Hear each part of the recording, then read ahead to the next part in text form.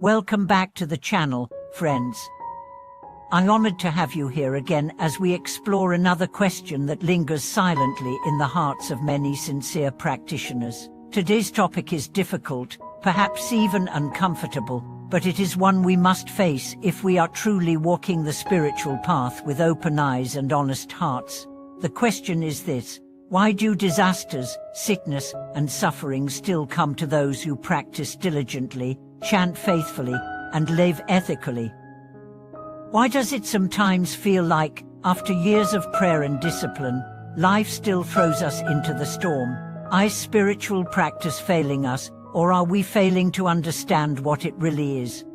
This is one of the most painful experiences for a practitioner, to devote yourself sincerely to the path, only to be struck by unexpected misfortune, a diagnosis, a tragedy, a betrayal.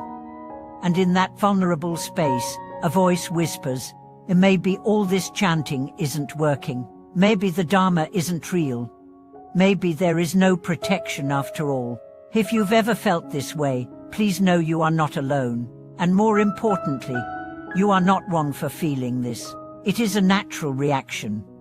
But today, I want to offer you a deeper perspective, one grounded in wisdom, truth, and the transformative teaching of Master Ma Lian, whose words have shaken many from spiritual despair back into clarity and strength.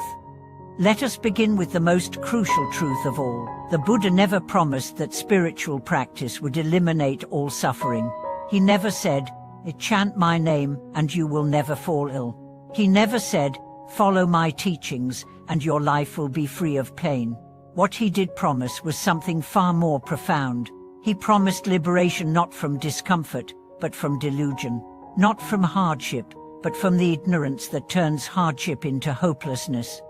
Master Ma Lian once said, to suffer while practicing is not failure, it is transformation. And that is the key to understanding this entire conversation. Spiritual practice is not a shield against the consequences of past karma. It is a pathway through it, a process that transforms what would have been unbearable into something you can now endure, something that no longer breaks you but builds you. Imagine karma as a great wheel turning with immense weight. Your actions, past and present, keep it moving.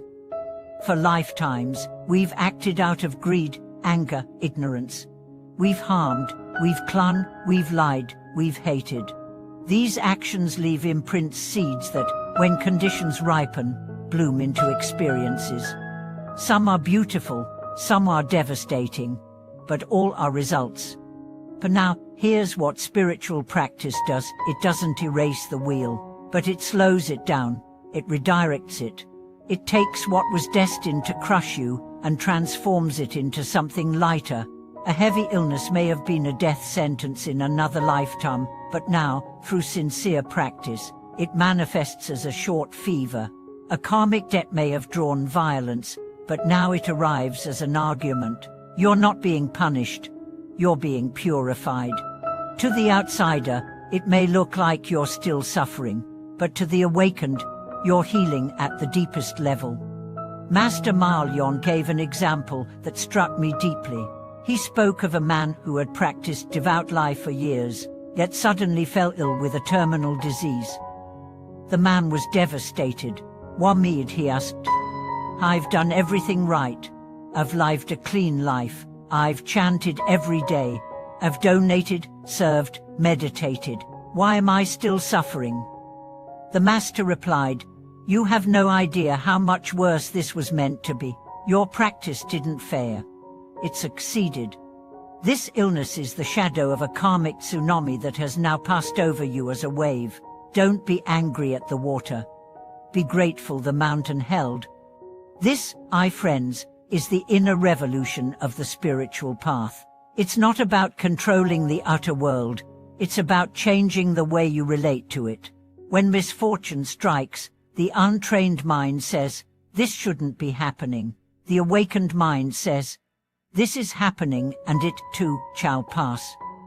One of the most dangerous phrases a practitioner can utter is, "The Dharma doesn't work," because this belief doesn't just sabotage your faith, it sabotages your karma. It creates new seeds of doubt, bitterness, and delusion.